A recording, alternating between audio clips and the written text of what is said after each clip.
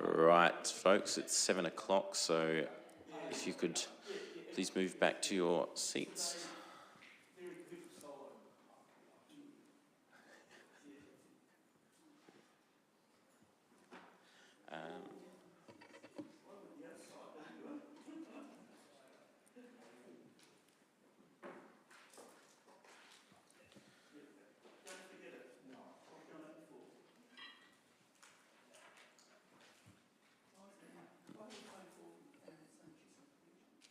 All right, no worries. Yeah, okay, thank you. Thanks. Thank you, thanks, Paul.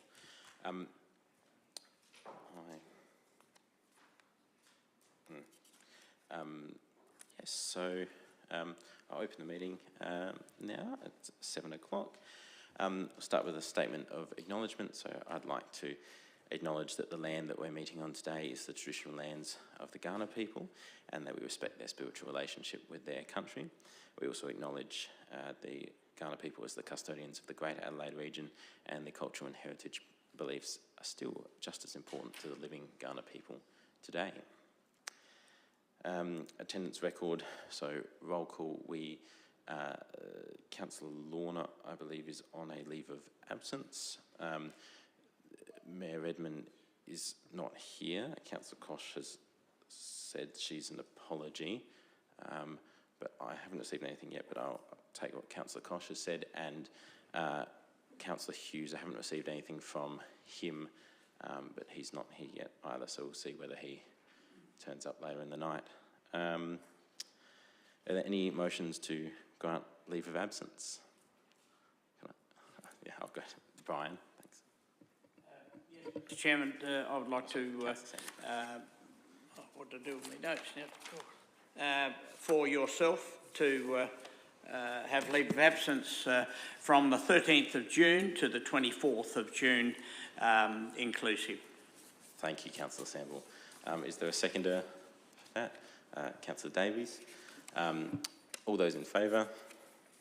That's unanimously carried. Thank you. Any other motions to grant leave of absence? No, question, Brian? Sorry, Councillor Sample. Yeah, no, it's just that it's got in the records here that Councillor Mick Lauder from the 10th of May to the 17th of May. Yeah, that's been moved, so he's currently on leave of absence at the moment. Okay. Yep, thank you. Any other motions to grant leave of absence? No, thank you.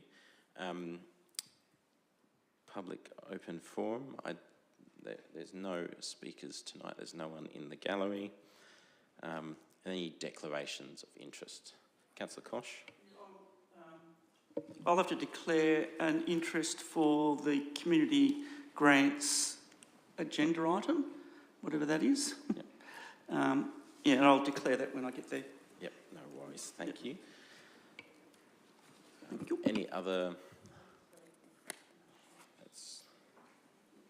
Any other conflicts of interest to be noted? No. Just wait for that to be updated.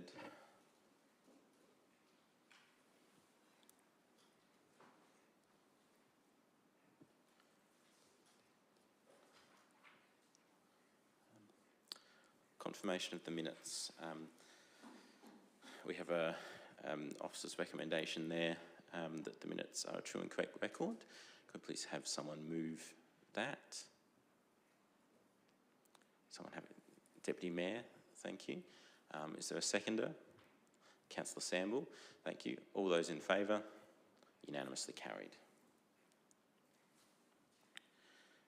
Decision reports. Gawler Community Plan 2030 Plus Review Update. We have an officer's recommendation on the screen there. Councillor Hennessy. Thank you, Chair. I'm happy to move this. I'm happy to speak to it at this stage. Yes, thank you're you. welcome to speak to it. Yep. I think the importance of making sure our community plan review is updated is important. We've seen recently with various appeals that our community is starting to understand its place and is speaking to some of the parts that that it contains. So I think it's very timely to review it. However, and I'm really pleased that we got 79 responses back from the public. I think that's a good sign. I guess moving forward, my concern would be that we would need to, it's very much a stepped process, this review, and I think I'm a little concerned that we'll get a bit of weariness and over an exposure. So perhaps as we move forward, there should be just a quick summary of, as this report contains, that various stages are part of the legislative requirement. So yes, I'm very happy to move this. Thank you, Councillor Hennessy. Do we have a seconder for the motion? Deputy Mayor, would you like to speak? No, you're waiving your right to speak. Any other discussion? Councillor Shanks. Yeah, thank you, Chair. I think I'm saddened that I missed out on the information briefing. I did have a bit of a listen back. Unfortunately, something came up, but I think some of the comments made it was a very interesting conversation. I was really heartened to hear my colleagues speak about this important document, and it was really good to see some of those comments reflected throughout the report as well. I think it's really important that we be clear with the community plan. I am starting to see members of our community actually quote the community plan more regularly, and I think that's good practice because, you know, we still have. Yes, I agree with Councillor Hennessy that 79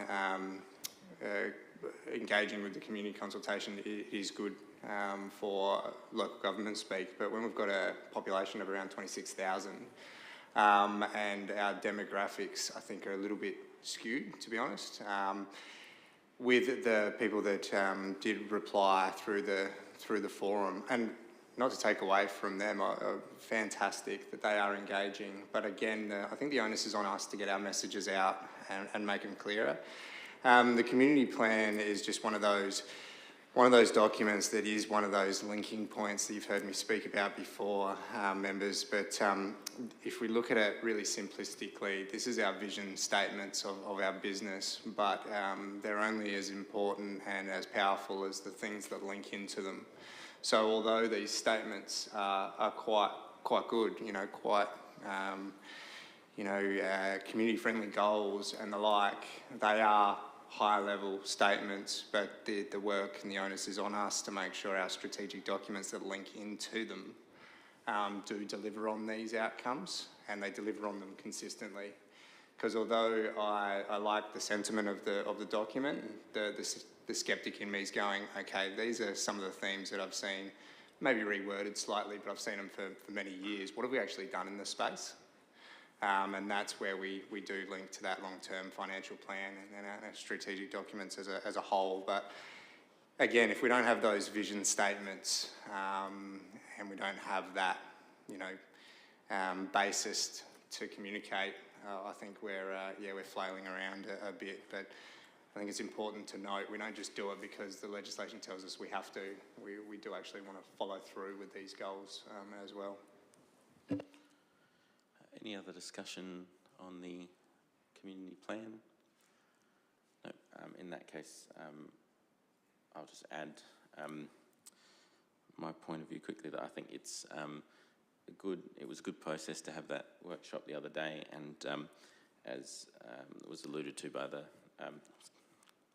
Councillor Shanks there, I think that having a more concise community plan helps us to do what Councillor Shanks mentioned, which is to show our community what our vision is, and so I think that a lot of the points were captured in what's displayed here, including I'm happy to see the inclusion of some reference to accessibility in there, and make sure that we're capturing what needs to be captured in the disability space as well.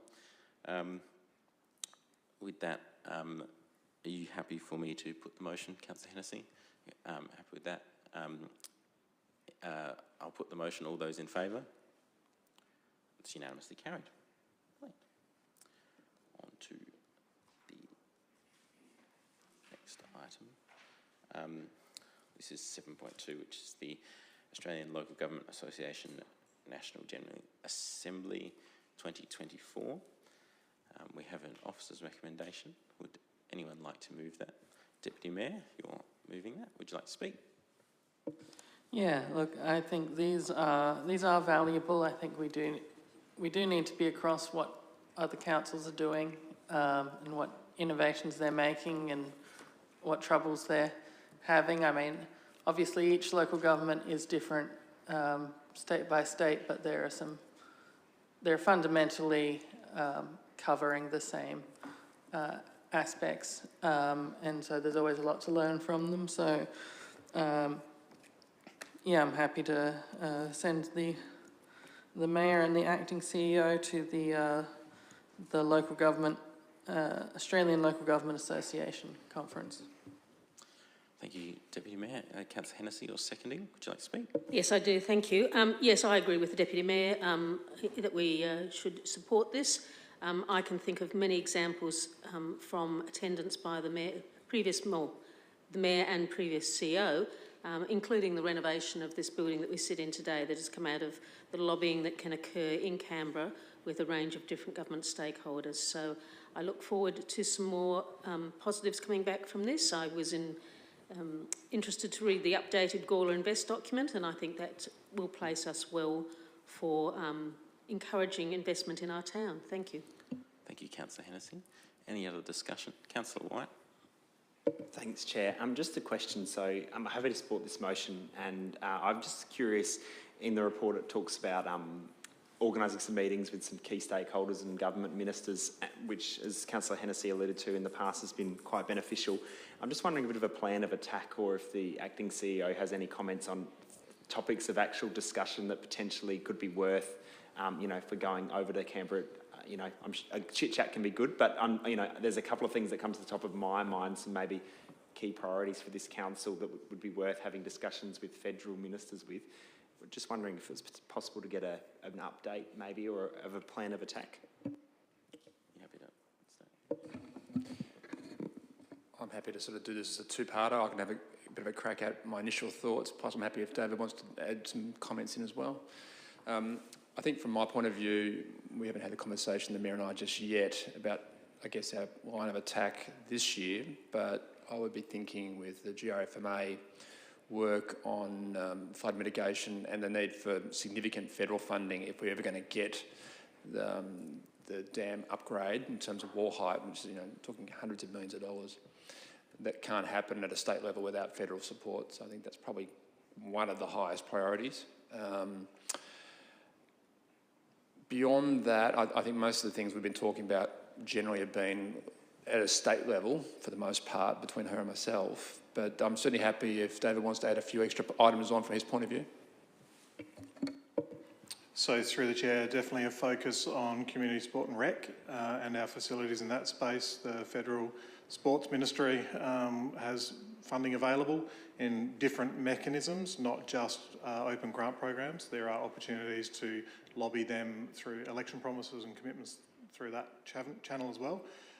Also, if we're looking at anything growth related in terms of new roads and rail corridor upgrades, so definitely canvassing around, whilst it's just outside our boundary, it impacts us significantly, Concordia, and any connection from the Sturt Highway through, because we see that as a requirement before that area is developed, and that we think will need some federal government support because it'll be a very expensive build, so to speak, and anything to do with the rail corridor, if it is extended out to Roseworthy and or through to Concordia, again, there's federal investment required in bridges and roads and all those sorts of things. So it's advocating for those things, but also speaking about things that we have been previously advocating for, so I'm sure we'll have another opportunity to talk about our Climate Emergency Action Plan and continue lobbying the federal government for the correct method of accounting for renewable energies, which we still don't have in Australia at the moment. So there's another opportunity to work with the agencies on that when they're there. Yes, I think Andrew's got something to add. One further thing I should add, we have a meeting with the local member for Spence, Matt Burnell, and that's, I think, in the next 4 or 5 weeks. I know he's been in Vietnam, but that might be a bit of a test run as to what we might actually run at the federal level. So a lot of the issues that Dave's been talking about will definitely be canvassed there. I think also once we've probably got a little bit further progressed with some of our work on the growth framework over the next 4 to 5 weeks, we're probably in a better position to talk about, at least at a high level, the type of things that may need to be getting some support beyond state government here. So. Thank you. Any further questions or discussion? I'll go to Councillor Shanks. Yeah, thank you, Chair. I was actually going to ask the Mayor tonight just to give a little bit of a brief overview because, you know, these opportunities don't come around every single year, and they are key to being in the right room at the right time, I think. As Councillor Hennessy rightfully alluded to, I was writing down some notes, but actually David covered the points. I had the Link Road and the sporting infrastructure and the like. I think this is an important example of how very important it is for our relationships with federal government and state government and maintaining those relationships. This isn't just oh yeah, we go to this and we come home with a bucket of money. This is hey, we go and meet with these ministers that know who we are, they know Town of Gawler, we build on the needs, not just the shiny wants, the needs of our town and what we're experiencing now. I think we're in a somewhat powerful position with what growth we're earmarked organically in the region for. And if we're to be saying, hey, you want this to happen on a federal level and a state level, here's what we need and here is what our capabilities are as a local government. How do we partner with you to help deliver these outcomes, these key outcomes that see us thrive, not just survive? So.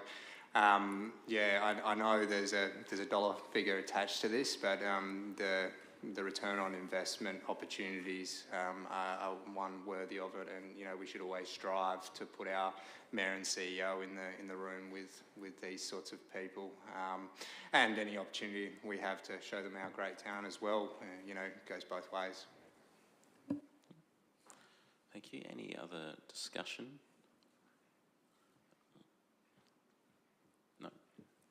I think this is a good opportunity, and of course you get out what you put in, and I think that both the Mayor and the CEO will be putting Gawler's best foot forward. And in that case, are you happy for me to put the motion, Deputy Mayor?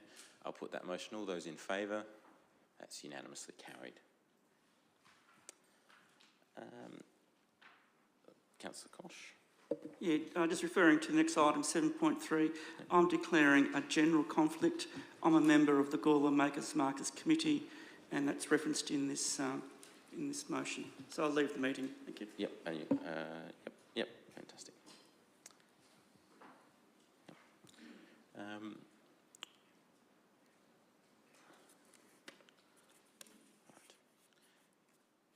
Right. Just quote. That's good. Yep, I was just double checking. Yes, so we have an officer's recommendation there. Obviously this was decided on by a selection panel. Would anyone like to move this motion? Councillor Hennessy? Thank you, Chair. Yes, I'm happy to move the motion. I was a member of the selection panel. As we can see, we've had 20 applications. And 70% of them have been successful, and the unsuccessful have been provided with feedback on their applications. And we've spread the money far and wide. I think, I think we were pretty impressed with the range and the innovative nature of some of the projects. So happy to move the motion. Thank you, Councillor Hennessy. Do we have a seconder for the motion? Or any questions? I'll go Deputy Mayor, Councillor Shanks. I apologise, Deputy Mayor. Councillor Shanks. Former Deputy Mayor. Yeah, no, look, I'm happy to support this. I do like the community grants program. I think I've made the same comment for the last 5 or 6 years in a row, but this was always one that I've noticed we do a lot of increasing of what money we need in rates and the like, but we never seem to up our community grant threshold, even if it's by $100. You know, it always seems to be capped at that $1,000. It doesn't seem to go up with CPI or anything. Conversation that I think worthy of having, because some of these great organisations make every penny count, but as we also preach, we're not immune to the ongoing inflation costs and the like, and these community groups are in the same boat, even more so without that guaranteed general revenue. So great work to these community groups, and yeah, I'm really heartened to see the amount of applicants come forward, and I hope the ones that weren't successful do take that feedback on board, and we see them have another go, because it's one of those real small investments for big outcomes, and that whole process that these community groups sort of undertake to put in their applications is our opportunity of cross-pollination of education, if that makes sense. So it's that opportunity to engage with our community groups in a really positive manner and the like. So yeah, no, I'm happy to second this one. Thank you, Councillor Shanks. Any other questions or discussion? Deputy Mayor. Yeah, I think there's a lot of great stuff here, a lot of good programs and things that have been quite successful previously that are getting a bit of a boost. Just to follow on from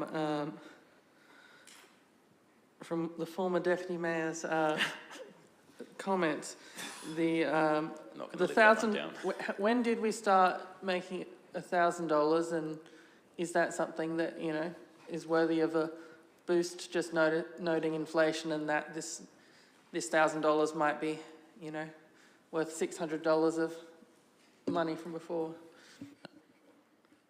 Might refer to David. Through the Chair, I have to take it on notice in terms of the exact date that the $1,000 limit was put in, but it has been in for a number of years. So I've made a note that we can consider that in reference to the next year's program and consider lifting that threshold, although the pot of money would stay as per the draft budget. Thank you, David. Any other questions or discussion on the community grants?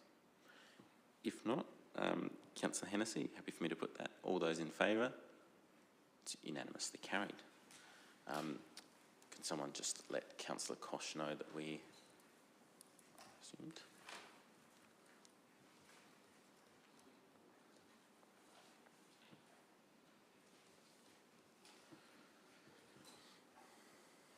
Right, on now to information reports.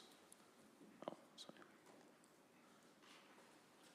So at 8.1, we have an information report on rate modelling options. Deputy Mayor, sorry, I've done it again. I apologise, Deputy Mayor. It's a habit. I apologise. Councillor Shanks. Thank you. Look, I probably will ask through you, Chair, but firstly, thank you, Sharon, for the report. And correct me if I'm wrong, but I saw this as a bit of a, hey, we're having these ideas, let's just set the scene, so to speak, because I think as many times as I read it through, I still found myself tripping myself over, but that said, it was a good foundation piece for unpredicting conversations to come. So happy to move it, but I just wanted to, I think I just get this feeling that Sharon's probably itching to jump in on that one. No, that's good, and Sharon is here, so ask away. Sharon? Through you, Isaac. So the purpose of this is more of an information report, and I'm hoping there will be some discussion about it today. So I think it was just more in light of what's actually happening with the rates, the rate payable figure, or the rate, the averaging increase for residential. I just put my mind to what other alternatives can council actually take with regard to how they distribute the rates revenue, you know, so without actually feeling as though I need to reduce the increase that the residential sector is actually feeling, but without having to actually decrease the amount of rate revenue that we're actually collecting as well at the same time. So the rate modelling is all about how we distribute that rate revenue that we're collecting across our land uses. And so we have five or six main land uses. 3 of those land uses actually receive the general rate, which is what we actually call the base rate. And then we have two differential rates, which is the commercial and industrial differential, and then the vacant land. So it's how we can actually, within the existing rating policy, and the elements within our rating policy, how we can actually shift some of that rate burden across the different land uses. Obviously, there are considerations as well, because realistically what we're actually doing here within the rate model and the rating policy that we actually have, or the rate structure that we have in place, is that we're actually moving it away from the residential and essentially putting it onto the commercial and industrial, which also have consequences as well in relation to that in the overall objective of what you actually want to do about trying to increase, I suppose, the commercial number of commercial businesses as well. But again, it is that thing of, and I know that the commercial and industrial sector are doing it just as tough as the residential sector and everyone with the increasing cost. But it is that question about does the commercial sector, because it's normally has those capacities to either pass on the increases or has that tax deductibility of the costs that they incur, do they have a greater capacity to withstand a bit more of a higher increase compared to the residential sector, who is actually the end user. And it's also making sure that, you know, that how we're actually distributing our rate burden across all land uses is actually consistent with our objective of making sure that they're fair and equitable.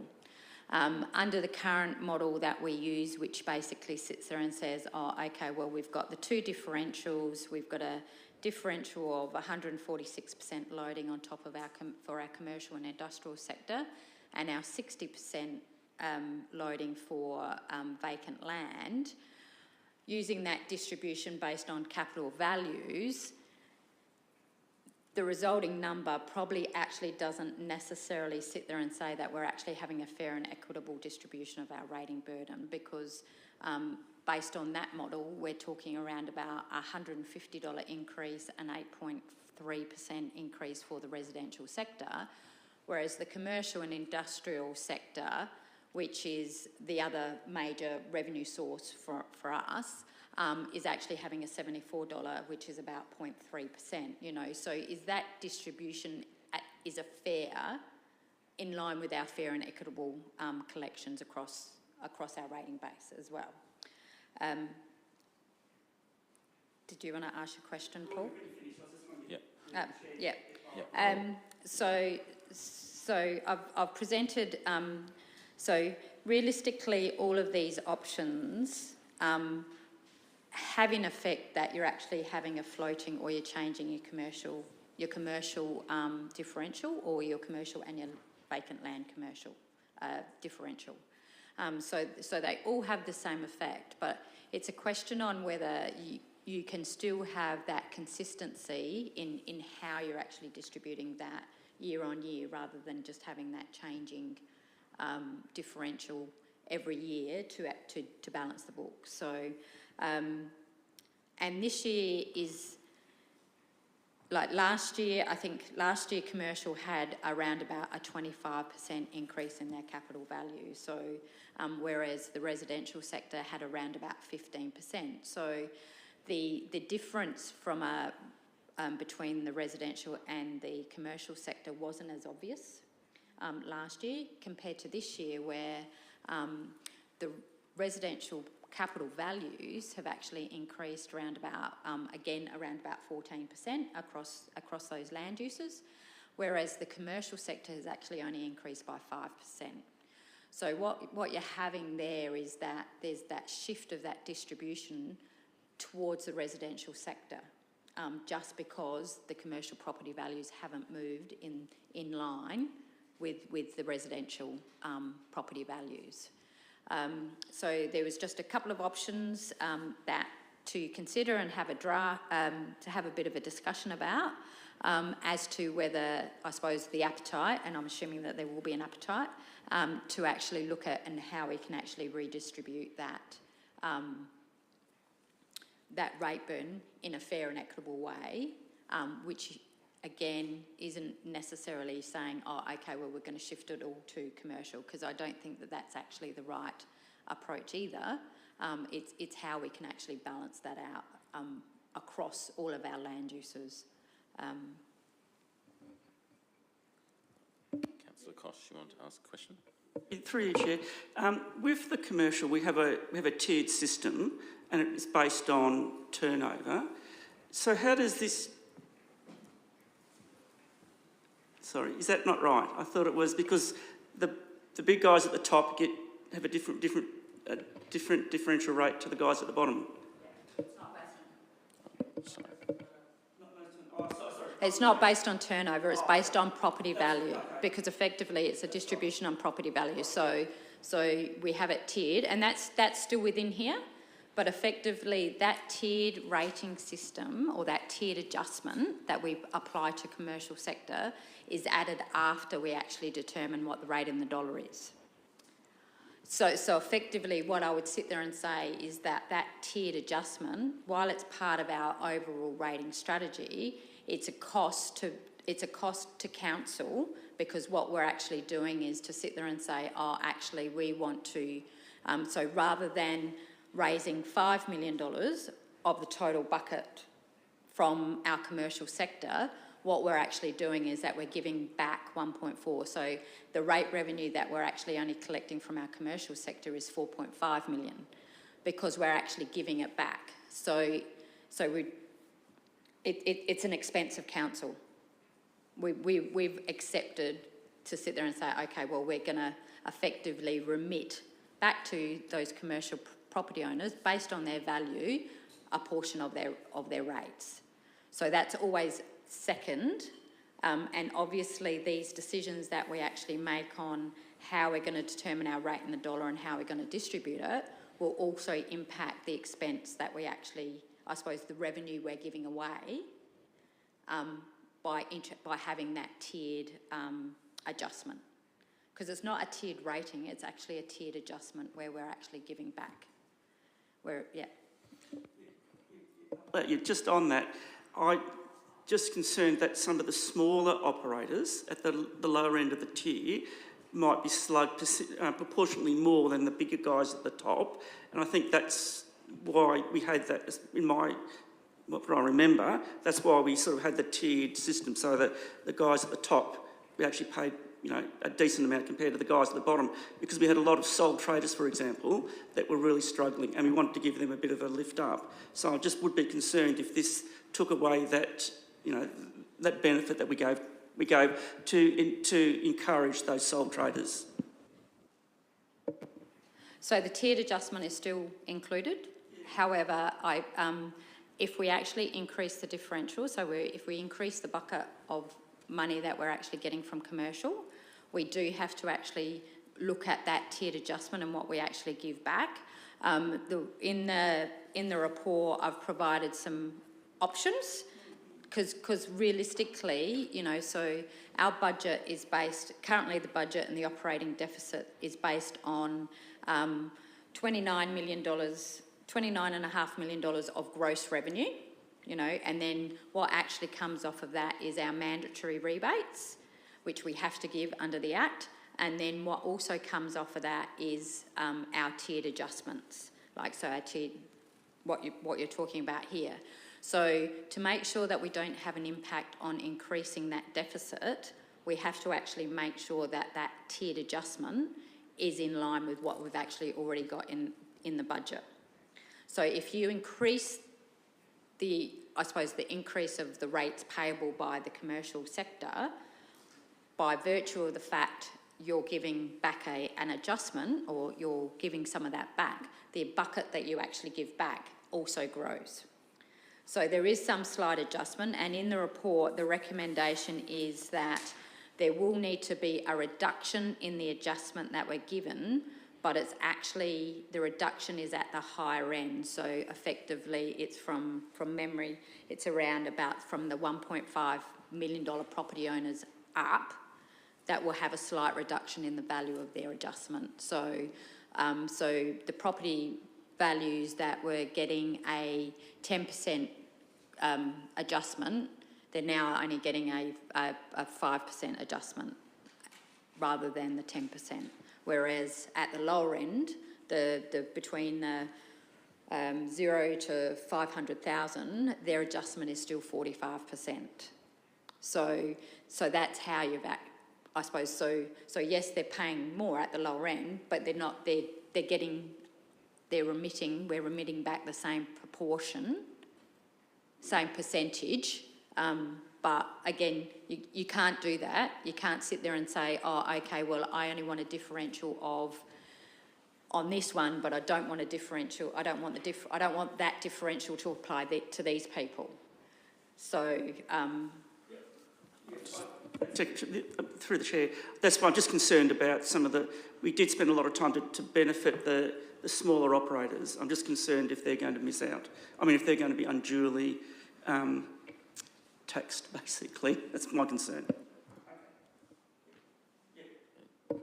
I'll put it there, is to sit there and say it's either the small businesses. It's like effectively you've got a bucket. If you don't want to give it there, you're going to have to give it somewhere else. And so again, and I think on the last page of the report, it's suggesting, so from anything from $1 million, their adjustment, which is 30%, will go down to 25%. 1.5 is 20 to 15, whereas the 45%. So they're all getting the same increase across the board, because that's dependent on the differential. But the reduction in the amount that we're giving back actually only happens at that $1 million plus mark. So those small business, you know, anyone with a property value under $1 million still has the same level of rebate that or adjustment that had prior in previous years.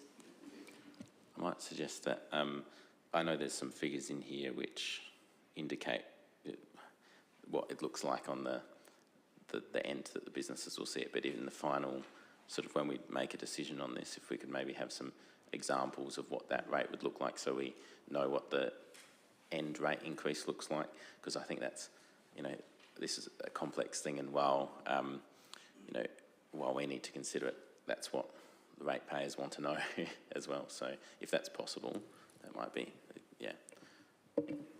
Yeah, it's easy enough to do, to sit there and say, okay, well, you know, but again, it depends on the property value and all that sort of stuff as well. And it ultimately depends on as council, what are you trying to achieve? You know, because effectively, what do you want a fair distribution from an average increase? Because you have to actually pick a metric, you know, if you want that fair distribution across your two major land uses, or are you just let it go with what it is, you know, realistically, that's the scenario. Because I think my overall objective is to sit there and say we can't actually reduce the net revenue that we're actually collecting, because as soon as we reduce that net revenue, we actually increase our deficit. So it's all about how we're distributing the rate burden across the council area. Thank you, Councillor Hennessy. Thank you, Chair. And thank you to the staff for the rigour that's in this. I appreciate, yes, it's complex, but I think showing how we go about considering various options and the degrees of wriggle room, to use a technical term we have, is worthwhile. My question, though, is we've been a bit silent on the vacant land situation. So I'm just from curiosity wondering the reasons that wasn't considered at this point. Is it that we have a reduction in vacant land, or I'd just like to have a bit more information on that, please. Essentially, the revenue that we raise from vacant land is so minimal. So it's around, like, you know, so I think from the current modelling, based on the current vacant land, it's like around about $850,000 out of 29 million, you know, so it is such a small portion of our revenue base that it's probably not, you know, yes, we can increase that that percentage, but it's not going to have a, you know, a huge impact on impacting on the residential or the final commercial sector, unless you know, put a 300% loading on vacant land. And does that actually also defeat the purpose of trying to actually get investment in to actually do some increase in that residential area as well? So that's why it's so.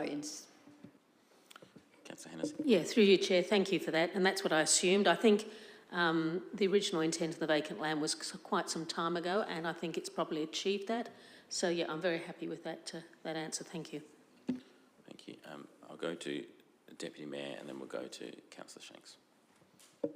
Yeah, I mean, I was actually happy to move the motion because... Councillor Shanks has moved, I think, but you can second if you like. All right. Yeah, that's fine. Yeah. Would you like to speak? Yeah, look, yeah, thanks for the report. There's a lot in here. I think the vacant land is an interesting one, not necessarily because it will fix our budget, but just, I don't know, we get a lot of... I've gotten plenty of feedback over the last year over the fact that, you know, is Murray Street dying because there's 6 consecutive empty shops? You know, it's not vacant? Okay. Maybe vacant shops could be a differential rate.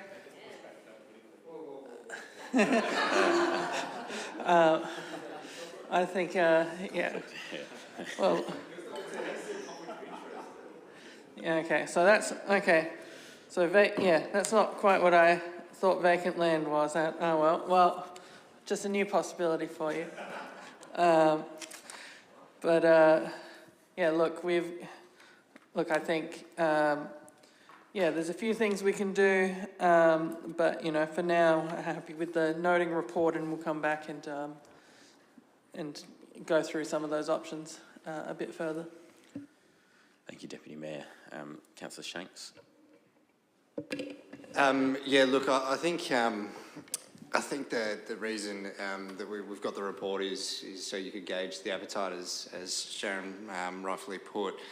I think, to make it clear, I certainly have an appetite to look at where we could improve. I mean, that's a general understanding across the whole business. For me, to change it up, we need to be very clear and transparent on the pros and the cons. And also what I'd like to see is where we sit in comparison to other councils as well. If we're going to have these sorts of discussions, I'd love to be able to feel out where we're sitting in regards to with our neighbours or other comparable councils and the like. I would love the ability to turn around and say, you know what, Coles, Woolies, Audis, you know, you've reported record-breaking profits. We're going to Robin Hood you here, and we're going to steal from the rich to give to the poor, so to speak. But I do get it's not that simple. But having the conversations on how we can start getting to those sorts of outcomes, because, you know, the reality is our commercial ratepayers are where our ability to make profit is. I mean, I think that's been well documented and well discussed here in this chamber and in the previous chamber as well. And we don't have enough commercial ratepayers as a whole, and it's something we need to work to. So there is a bit of a balancing act here. If we start turning into a council that is a standout of high commercial rates opposed to our neighbours that are just sitting there ready to grab and have the land to do so, some businesses that are going to be needed into the future. I think we do need to balance that. I also wouldn't mind an open and frank conversation to be had with the Gawler Business Development Group. I mean, you know, that's a network and a board that we rely on to be our conduit to our business community. So yeah, sort of flagging that, because the reality is you're gonna get business owners, you're gonna get commercial property owners going, I don't want to pay more rates. What are you doing for me that will justify me paying more rates when I know if I set up this shop at Semaphore, it's going to be cheaper, you know? And it's not like for like, I get all that, but we need to be ready for those sorts of conversations because we want our commercial rate payers and we want to work with our commercial rate payers. But yes, the ability to pay and that balancing act is certainly something that we should be looking at and further conversations to be had in this space. And once we have it, we need to have it again next year and the year after. We need to constantly review and keep on looking. The fact that we're looking at it now does tell me that maybe there is some wiggle room, as Councillor Hennessy put it. And this is the first time we've looked in this in, well, I've never seen a report like this in my 6 years. So yeah, we're a little bit behind the eight ball in my opinion, but regardless, you know, we can't go back in time, but having these conversations to get that fair and equitable, I mean, starts with these sorts of reports and leads to the information briefings and the workshops and the budget discussions to come. But having that Gawler Business Development buy-in, I think, will strengthen any decision that we need to make. Thank you, Councillor Shanks. Any other discussion? Councillor White? Thanks, Chair. Just a question. So in regards to the next steps, looking at this budget cycle, what, I guess to Sharon, what are we looking at? You've given us a bunch of options tonight. We've had a bit of a discussion. Where do we go to from here? I can actually put a decision report to, there's a special council meeting when we actually consider the feedback from the annual business plan and budget. So obviously I can put a decision report there to sit there and say, okay, well, what options do you want to do to actually determine your the rate, or how you want to determine the rate and the dollar and the slight things. So effectively the changes that are being proposed are within the current rating policy. So we don't necessarily need to actually go out to consultation for it. It's interesting that you say, Nathan, so I actually went through and looked at what's actually happened in the past with the differentials, and effectively in the past you have had this floating differential going up and down over the past. So I think what's being proposed here is probably been what's presented in the past, but it hasn't probably been just as clear or upfront in that sense of saying, okay, well, you have that. And if you went to Semaphore and you're a commercial business, you'd get absolutely slugged because they slug their commercial and industrial land uses down there. I can rest assure you that much.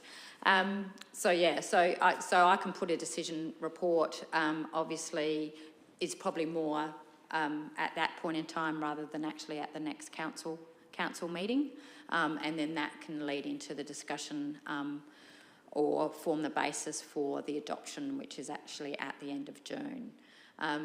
But again, as I said, it's still within, the recommended options are still within the remits of the rating policy that we've adopted, and it probably, it does actually go in and is in line with, I suppose, that rating objective of making sure that they're fair and equitable across the, you know, it is a property tax, it is a taxation, and it's a taxation based on value of business. So, you know, people, and I know that people don't like paying rates and people don't like paying taxes from that perspective. But again, I suppose it is that thing about, that's how we collect the money to pay for the services that we deliver, and it's just one of those necessary evils, and realistically I think it is, and not to discount it, it's to sit there and say, as a overall cost of business or an overall budget, you know, realistically, the component of rates as part of that total budget or that total annual spend or cost of living expense, it is actually quite minor. I think it's around about, you know, 3 or 4% out of the total component. So, so it's what we need to do. And again, and we can't reduce revenue to minimise the burden, minimise the impact, you know, because effectively then we're just realistically robbing Peter to pay Paul, because we've just kicked something down the road for another 12 months, or we will have to have that harsh cut of service, which again the community doesn't want either, from that perspective. So. Thanks, Sharon. That answers your question, Councillor. Any other questions or discussion? Seeking leave to speak again? Or, yes. Oh, yeah. I'll quickly put my 2 cents in, but I think that what we've, you know, can see from this report is that we are dealing with the realities of councils being funded by a land tax, which, you know, as opposed to an income tax, which is always a hard one, given there's, as I think Councillor Shanks mentioned, some big profits being made at the big end of town, but those can't be touched by us with a very blunt sort of land tax mechanism that we have. And as with all budgets, this is a balancing act, and we want to make sure that in the very advanced and complex ecosystem that is our town, that you know, there are businesses for people to shop, and there are you know, equally ratepayers to go and spend at those businesses. There's services that are available to everyone, whether it's a business or ratepayers. You know, everyone's benefiting. So we need to find that right balance, and that's I'm sure we'll endeavour to do that when the special meeting comes around. You're happy to put that, Councillor Shanks? Are you seeking leave to speak again? Is that good? Oh, closing the debate. Oh, sorry.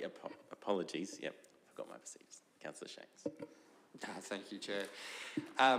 Yeah, look, I think there's some good conversation, and I'm glad that I was corrected in what we have been doing. But again, it comes to that communication point that we are seeing this flow through. I think admittedly a bit better, because I wasn't picking up on the way we were doing it before. So I appreciate the way this is being put forward. I guess just to flag and really just to cap out, you know, the points I was making. You know, I'd really love to be able to see where we sit in comparison with other councils, comparative councils.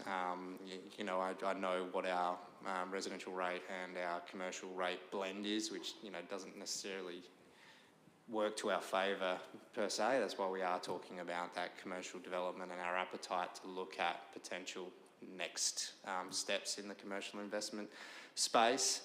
But what I would hate to see is, you know, in us have a decision report and, you know, everything looks fair and equitable, which I'm sure it will be, but then I get a hospitality business going, my rates just went up $30,000 in 1 year. What the hell? While we've got what hospitality are going through right now, you know, I'd really love not to be caught off guard in that space.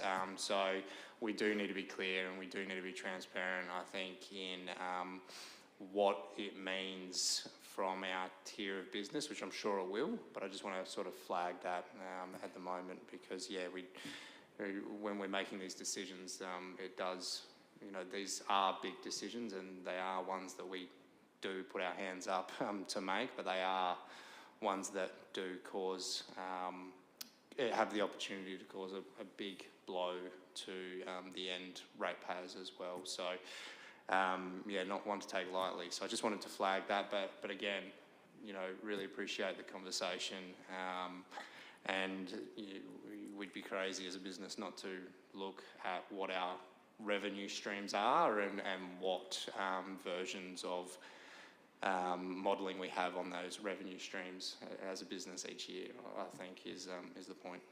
So thank you. Thank you, Councillor Shanks. The debate is now closed, so I'll put that. All those in favour? Unanimously carried. 8.2, which is Reconciliation Action Plan Update. We have an officer's recommendation. Do we have a mover for that? Not all at once, please. Councillor Hennessy, would you like to speak to it? Thank you. Do we have a seconder? Councillor White, would you like to speak?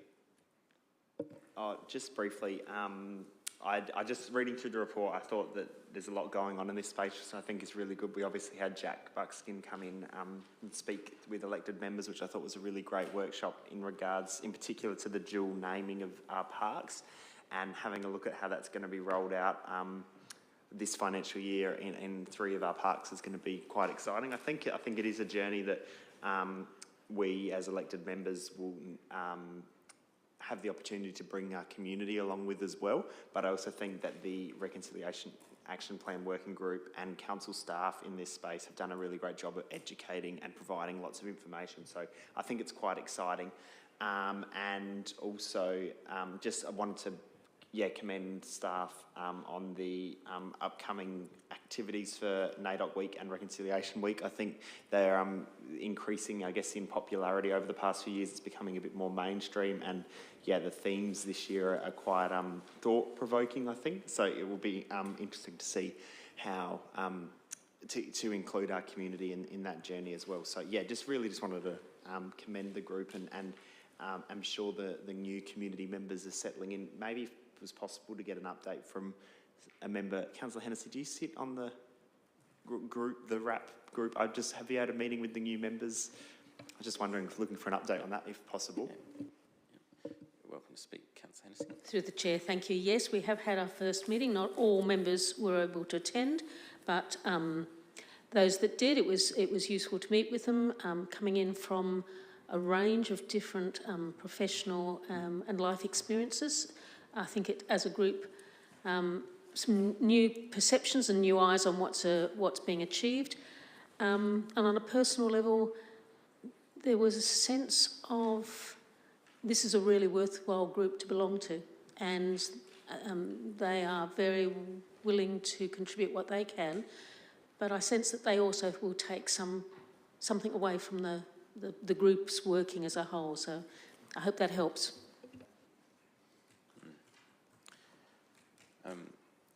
Any other discussion or questions?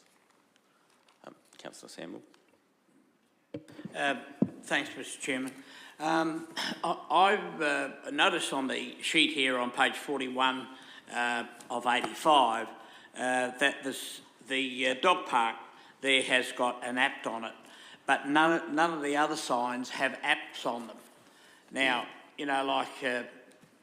you people in the room might be brainy enough to understand what the words mean, but I've been around a long time, and when I read here, Dead Man's Past, Purple Ochre, Dead Man's Past through history has had some credible stories about them and things like that.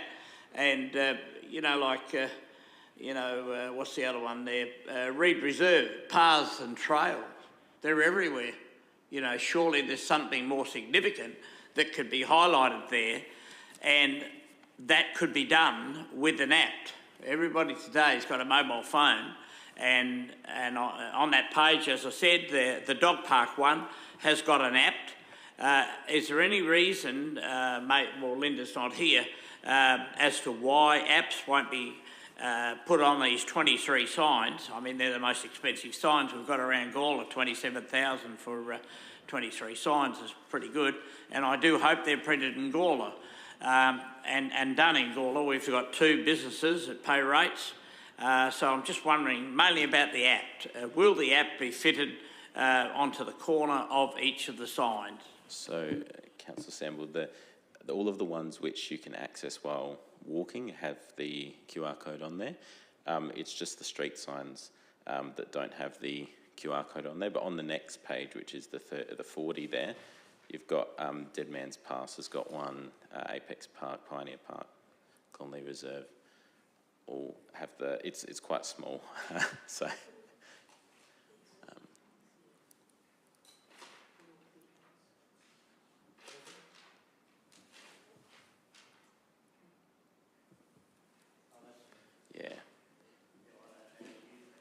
Yes, but that's, yeah, so it's on all the walking ones, but not the street ones, unless you're going to hang out the window of your Mustang and scan it. Yeah.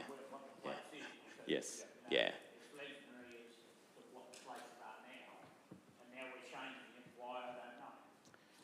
Well, it's in addition to it's there as well, but yes, that's, yep, but feedback taken.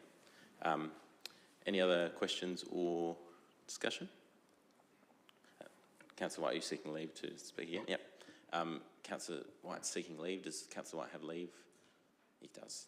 Thank you. Sorry, I missed my note. And one other thing I was going to say, which is purely food for thought for elected members and staff in regards to the signage, because this is our sort of standard template that we have around the town. I just thought it was interesting that the black bar, where we've got established 1839, which obviously is a nod to our rich history. It's interesting how that actually aligns if we're looking at some Ghana names on our signage too. Just potentially there could be a slight, it's just a different way of looking at it, how we're going. We want to acknowledge the first people of this land. There's some traditional place names, but then we're also whacking established 1839 on there. Just in that reconciliation journey, maybe that's something that, this is a bigger conversation than now, but I just thought it really wanted to bring that up just because it definitely could be perceived in many different ways, but might potentially be worth the discussion. Just thought I'd raise that. And that's a good point about the town branding, but I think David has some more information on that. So through the chair, yes, definitely it is the town branding. So the established 1839 relates to the Gawler above. We've had that discussion at the Reconciliation Action Plan Working Group. And just to clarify, the Aboriginal names are not original names for these places. They've actually been developed by Kumakaru's Cultural Services in response to our request to name these places. So they're actually a 2023 name, not an original Aboriginal name for those places. And they've been named in response to what activities were generally seen in those places. Place of Joy, Remembering Courageous Women, Yampanya, Place of the Purple Ochre, because there was purple ochre in Dead Man's Pass. So the connection is it's not an original name. So we're actually okay. I appreciate where you're coming from with the years underneath, but we've socialised that with the Reconciliation Action Plan Working Group and Kumakaru Cultural Services, and they're comfortable with the way it sits. Any other questions or discussion on this item? If not, Councillor Hennessy, you happy for me to put that? I'll put that now. All those in favour? Against? That is carried. On to information item 8.3, which is the Disability Access and Inclusion Plan update. We have an officer's recommendation. Councillor White, happy to move that? Yep, and don't wish to speak. Do we have a seconder? Councillor Hennessy, do you wish to speak? No.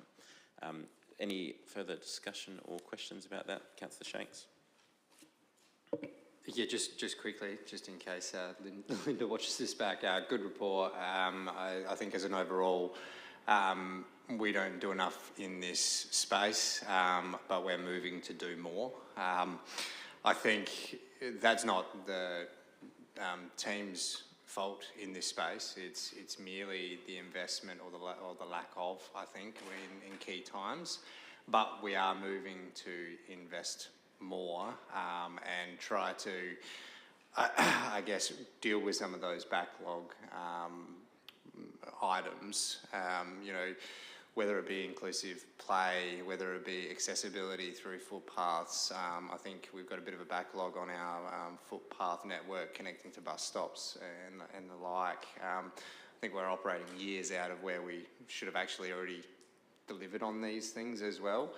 But these strategies, these plans feed into that and consolidate it all. I think we were doing work in this space before the Inclusion Act came in, but again, we can always do more. We can always strive to do more, and I'm glad that we see reports like this showing that appetite.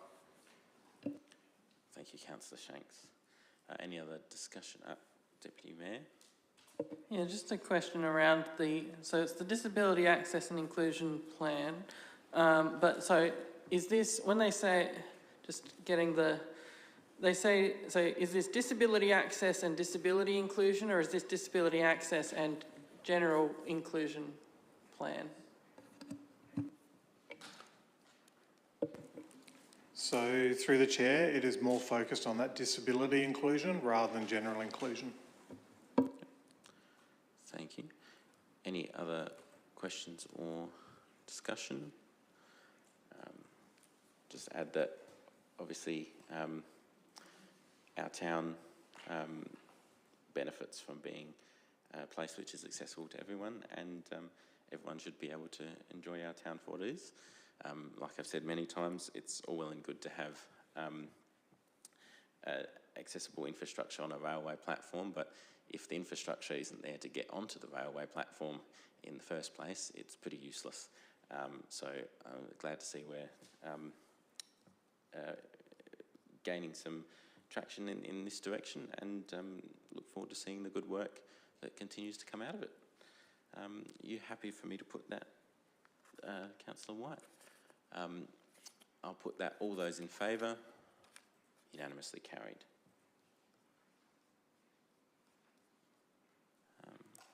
8.4, Gawler Activation Strategy Review. Would anyone like to move this one? Councillor Hennessy, moving everything tonight. Good on you. Thank you for that. Would you like to speak, Councillor Hennessy? Yes, thank you, Chair. Yeah, a good report. Thank you for the report. The responses were interesting. I think we've got a wide range within the 65. I think that while there is some repetition, I think we've still got some work to do on that. So I look forward to being used as a basis for future activation programs. Thank you, Councillor Hennessy. Do we have a seconder for that? Councillor Shanks, would you like to speak? Yeah, just quickly. Yeah, thank you, Natasha, for the report. It is a good space to be in. Some of these events and some of the things that come out of this, I think I've spoken about it before, but they are our front of house. You know, those are the community outcomes that we should be really proud of. Whether it be, you know, comments on how the show went, or carols, or the Fringe, or, you know, all those, but also inviting or promoting and working with community members to have their own events as well. You know, I think this is a good place to be in, and yeah, I think it is all part of our process to make sure that we are constantly reviewing. You know, I think that's why we get reports that are trying to get us to relook at our Fringe model, for example. You know, we've been doing it for X amount of time, but, you know, when we do look at certain things through certain lenses, is there an opportunity to improve? And that appetite's being noticed. So I do thank staff for that. And yeah, again, it's part of our processes that we have these reviews, and it is good to see that uptake. But again, you know, we do have a very large population in comparison to the people that do choose to engage with community engagement. That's just a local government thing, but yeah, I think we should always try to get more numbers, which I am noticing more numbers, to be honest, and it's going to be a slow burn. But we also take responsibility as elected members as well, to get people to engage with those processes as well. So look forward to this one following through and seeing what else we can net in information. Thank you, Councillor Shanks. Any other discussion? Councillor Koch? A question for you, Chair. With the Christmas parade, have we got a final cost of the delivery? Because I know that Council sponsored a certain amount. I know the Gawler Business Development Group sponsored the first amount, and there was a whole lot of other sponsors. So have we got a final figure on what it was to deliver? Through the chair, no, we do not. We haven't been provided that information from the organising committee of the parade. All we know is the final figure from council spend, which was in the March CCS report. Sorry, through the chair again, I think from memory that, I think Councillor White asked that question about the actual cost. So when will we actually get a final figure of what it costs to deliver? Thank you. Through the chair, I don't know. In short, because it's not actually a council event, so we can request information, but if the information is not forthcoming, I can't provide what I don't know. So so to clarify, the cost to council is available, but the actual entire cost of the parade is not Correct. available. What we have sorted. Yep. Does that answer? Yeah. That's, yep. Any other questions or discussion? Deputy Mayor? Yeah, just enjoyed the report. It was interesting to see the survey, which obviously is not it's going to be a survey of the demographics that we survey. It's presumably but it was interesting to see some of the things like 65 respondents and over 90% of them had been to the Gola show, and there was 71% for the Gola Fringe, which obviously it doesn't scale to. If there were 18,000 people at the Gola Fringe, I would have noticed. But I assume that the crossover between the more active people who attend community events and the more active people who fill out surveys is going to be there. But yeah, hopefully we can use this to continue narrowing down what it is that our community reacts to and that we can do in the community. I think an important point in there that this is a survey of people who are fairly active, but in saying that, the way that we engage with our community and get them engaged is through this, as Councillor Shank said, front of house stuff that we do. So it's good that we've got those opportunities to have residents engage with us in other ways. Any further discussion or questions? No. In that case, are you happy for me to put that, Councillor Hennessy? I'll put that. All those in favour? Unanimously carried. There's no items listed for discussion. 10, questions without notice. Are there any questions without notice? No. There being none, we'll move on to 11. Are there any motions without notice? No. In that case, we'll close the meeting at 8:13. An early one for us. Thank you, everyone, and thank you to everyone who was watching online. We'll see you back here soon.